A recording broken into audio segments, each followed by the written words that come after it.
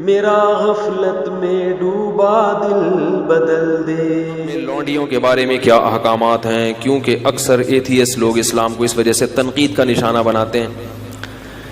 اسلام میں لونڈی کا تصور یہ ہے کہ پہلے زمانے میں جب جنگ ہوتی تھی تو جب دشمن کے مرد قتل ہو جاتے تھے تو اسلام نے عورت کو قتل کرنے سے منع کیا. جو عورتیں گرفتار ہو کے آئی ہیں اب آپ کے پاس یا تو ایک آپشن ہے کہ ان سب کو کیا کر دیں، قتل کر دیں، یا ایک آپشن آپ کے پاس یہ ہے کہ ان کی شادیاں کرا کے باعزت طور پر ان کو کیا بنا دیں، مسلمانوں کی بولو بھائی بیویاں بنا دیں. یا ایک آپشن یہ کہ ان سب کو کیا کر دیں، ایسے ہی چھوڑ دیں، جاؤ بھائی آزاد ہو تم. نہیں آ رہی بات میرا خیال ہے. اگر ان کو قتل کریں تو یہ عورت پر کیا ہے، زیادتی ہے، ظلم ہے. اسلام نے جنگ میں عورت کو قتل کرنے سے منع کیا. اگر ان کو بیویاں بنائیں تو یہ فطری طور پر کوئی بھی اس کو کے لیے تیار بولو بھائی نہیں ہوگا. کیوں نہیں ہوگا؟ دشمن کی شکست خوردہ عورت کو کبھی بھی کوئی شخص بیوی بنانے کے لیے، بیوی پیرالل ہوتی ہے، آپ کے ہم پلہ ہوتی ہے. اسلام کوئی ایسا حکم نہیں دیتا جو نیچر کے خلاف ہو. آپ نے دشمن کو سے لڑائی کی، وہ آپ کے خون کے پیاسے تھے، ان کی عورتیں بھی مرد بھی، عورتیں بھی تو ان کے ساتھ لڑتی ہیں نا، یا اپنے شوہروں کو، اپنے جو مردوں کو اپریشیٹ کر رہی تھی. آپ نے زور اور طاقت سے اس دشمن کی پر قبضہ کیا. اب ان کی عورتوں کو اتنی عزت دے کہ اپنی بیوی بنا لیں، یہ عملی طور پر ممکن نہیں ہے. سمجھ میں نہیں آ رہی بات میرا خیال.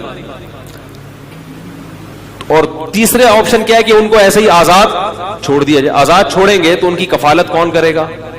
وہ زنا کو پیشہ بنائیں گی. سمجھ میں نہیں آ رہی. دشمن کی مزید اولاد پیدا کریں گی. تو اسلام نے درمیان کا راستہ دیا کہ نہ تو ان کو اتنا پروٹوکول دو کہ بیوی بناؤ، بنانا چاہو تو اجازت دے دی، لازم قرار. صحابہ میں بہت سے ایسے ہیں جنہوں نے ان لونڈیوں کو آزاد کر کے بیوی بنایا. خود نبی صلی اللہ علیہ وسلم کی زوجہ حضرت صفیہ، وہ غلام تھی، باندھی تھی، ان کو آزاد کروا کے آپ نے ان سے باقاعدہ نکاح کیا ہے. نہیں آ رہی بات میں. اجازت دے دی کہ بیوی بھی بنا سکتے ہو، لیکن واجب قرار نہیں دیا کیونکہ مینٹلی اس کے لیے کوئی بھی فاتح قوم تیار نہیں ہوتی. تو درمیان کا راستہ دے دیا کہ ان کو باندی بنا دیا جائے. کیا مطلب؟ یہ تمہاری خدمت گزار ہوں گی.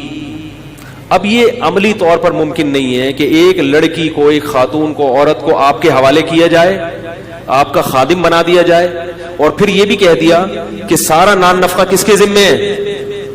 یعنی ریاست نے ان عورتوں کی ذمہ داری اپنے کندھوں پہ ڈالنے کے بجائے مجاہدین پر، ارے بولتے کیوں نہیں، تقسیم کر دی.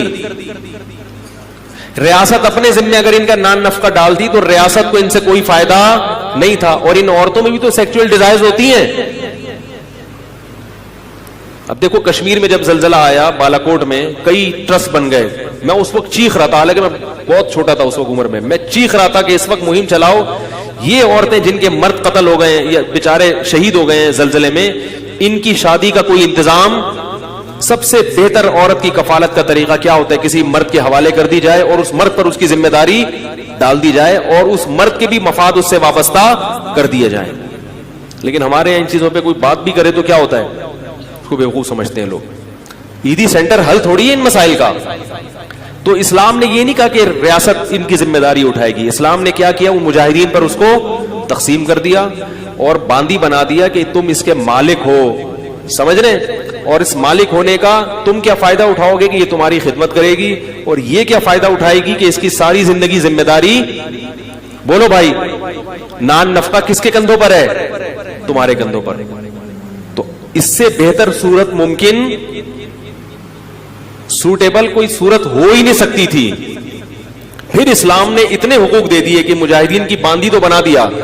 تو اب یہ نہیں ممکن تھا کہ اس سے سیکچوئل ریلیشن کو ناجائز قرار دے دیا جاتا، کیونکہ عملی طور پر ایسا ممکن کہ اس کو کہیں اور شادی سے بھی منع کر رہے ہیں آپ، اور آپ کے گھر میں بھی ہے وہ، اور آپ اس سے، اور اس میں بھی تو یہ اللہ نے خواہش رکھی ہے نا، اس کا بھی فائدہ ہے کہ مولا کو اس سے ریلیشن قائم کرنے کی اجازت دی جائے. اور پھر اس کے وہی احکام دے دیے جو نکاح کے ہوتے ہیں کہ کوئی اور مرد اس کو ہاتھ بولو بھائی.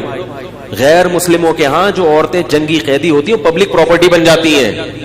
وہ اس کو تو دیکھ رہے ہیں کہ اسلام نے باندی بنایا, اس کو نہیں دیکھتے کہ ہم باندی نہیں بناتے مگر پبلک کی کیا بناتے ہیں, پراپرٹی بنا دیتے ہیں. اور اگر اس کو نہیں بناتے تو اس کی سیکسول ڈیزائر کا کیا حال ہے پھر آپ کے پاس؟ کیسے سمجھائیں بھائی؟ بھائی اگر نہیں بناتے پبلک پراپرٹی تو اس کی جو ڈیزائرز ہیں وہ کیسے پوری ہوں گی؟ تو اسلام نے بہترین حل دیا تھا کہ ان کو بیوی نہ بناؤ بلکہ کیا بنا دو, باندی بنا دو, اور ساری ذمہ داری کس پہ ڈال دو, اس کے مولا کے کندھوں پہ ڈال دو. اس سے پھر اس کو کچھ پروٹوکول بھی دیے اسلام نے. وہ پروٹوکول کیا دیے؟ نمبر 1, قرآن نے کہا کہ قسم کھا کے اگر توڑ دے تو غلام یا باندی آزاد کرنی پڑے گی. اگر قسم کھا کے آپ نے توڑ دی, آپ کی ملکیت میں اگر باندی یا غلام ہے تو وہ آزاد کیے بغیر کفارہ ادا. یہ جو ہم کہتے ہیں نا 3 روزے 10 غریبوں کو, یہ اس لیے کہ باندیاں نہیں ہے, غلام نہیں ہے. اگر غلام یا باندی ہو تو وہ آزاد کرنا پڑے گا. تو ان کی آزادی کا بھی اسلام نے کیا کر دیا؟ ارے بولو نا یار, بندوبست کیا کہ کسی بہانے سے ان کو کیا کیا جائے, آزاد کی. جب آزاد ہوگی تو وہ بھی احسان مانے گی کہ اس نے آزاد کر دیا, لہذا وہ مسلمانوں کی دشمن نہیں بنے گی, وہ احسان مانے گی. اور دوسرا پروٹوکول یہ دیا, اور کئی کفارے اس میں. زہار میں کفارہ کیا ہے کہ باندی کو آزاد کیا جائے. کسی کا غلطی سے قتل ہو گیا, اس کا کفارہ کیا ہے؟ باندی کو آزاد کیا جائے. اور پھر ویسے بھی کہہ دیا کہ اگر کسی نے ایک دفعہ بھی زبان سے کہہ دیا کہ باندی آزاد ہے تو یہ ریورس نہیں ہو سکتا. مذاق میں کہہ دیا, نبی نے فرمایا مذاق میں کسی نے کہہ دیا, غصے میں کہہ دیا, جان کر کہہ دیا, لا طلاق ولا عتاق فی اغلاق, فرمایا طلاق بھی ہو جائے گی اور غلام بھی آزاد ہو جائے گا. طلاق میں تو رکھا 3 طلاقیں ہیں اور غلام آزاد کرنے میں 1 دفعہ. طلاق میں 1 طلاق کے بعد رجوع کا حق ہے, 2 کے بعد بھی ہے. غلام اور باندی میں رجوع کا حق نہیں. آ رہی بات؟ تبھی غیر مسلموں میں جنہوں نے اسلام کا وسیع مطالعہ کیا ہے وہ کہتے ہیں اسلام نے غلامی کو ختم کیا ہے, اسلام نے غلامی کو پروموٹ. اس زمانے میں سب غلام بنائے کرتے تھے, اسلام واحد مذہب ہے جس نے غلامی سے آہستہ آہستہ انسانیت کو آزاد کیا ہے. ایسے قوانین بنا دیے. اور پھر ایک پروٹوکول باندی کو یہ دیا کہ اگر مولا کی اس سے اولاد ہو گئی تو اب اس باندی کو فروخت نہیں کیا جا سکتا. مولا کے مرنے کے بعد یہ باندی, بولو بھائی, آزاد ہو جائے گی. نہیں یاری بات میرا خیال, اگر اس سے اولاد ہو گئی آپ کے تو اب یہ باندی بالآخر آزاد ہو جائے گی. یہ پروٹوکول دے دیا اس کو. اور ایک عقد مکاتبت کی ترغیب دے دی قرآن نے کہ غلام یا باندی سے یہ عقد کیا جائے گا کہ اگر تم نے اتنے پیسے کما کے مجھے دے دیے تو تم کیا ہو, آزاد ہو. اور پھر حکم دیا مسلمانوں کو کہ جو غلام اپنے مولا کے ساتھ ہی ایگریمنٹ کر لے اس کے ساتھ کیا کرو, تعاون کرو. اس کو زکوٰۃ کا پیسہ بھی دیا جائے گا, اس کے ساتھ تعاون کیا جائے گا تاکہ یہ مولا کو اتنے پیسے دے کے اپنی کیا کرے. نہیں یاری بات میرا خیال ہے, جان چھڑائے. صحیح ہے. یہ پروٹوکول غیر مسلموں کے ہاں نہیں ہے. تو بس سرسری دیکھتے ہیں اسلام میں باندیاں بھی ہیں, لونڈیاں بھی ہیں, غلام وہ بھی ہیں. تو ہیں جن تفصیلات کے ساتھ ہیں وہ تفصیلات, اس سے اس زمانے کے شکست خوردہ قوموں کو عزت ملی ہے. پھر مسلمانوں میں جو باندیاں بڑے بڑے عہدوں پر فائز, یعنی علم کے لحاظ سے بڑے بڑے مقام پر فائز ہوئی ہیں, کیونکہ جب آپ کو پتا ہوتا ہے نا میری ہے تو پھر اس کی وجہ سے آپ کی عزت ہے. آپ کو پتا یہ غلام میرا ہے, جتنا پڑھا لکھا ہوگا عزت کس کی ہوگی, میری. اس لیے مسلمانوں نے اپنے غلاموں کو پڑھایا لکھایا, تعلیم دلائی تاکہ ہماری عزت ہو معاشرے میں. بڑے بڑے محدثین غلام گزرے ہیں, سمجھ رہے ہو. نافع عبداللہ بن عمر کے غلام تھے. بخاری اور مسلم کے بہت بڑے راویوں میں سے, اسلاف میں ان کا تذکرہ ملتا ہے.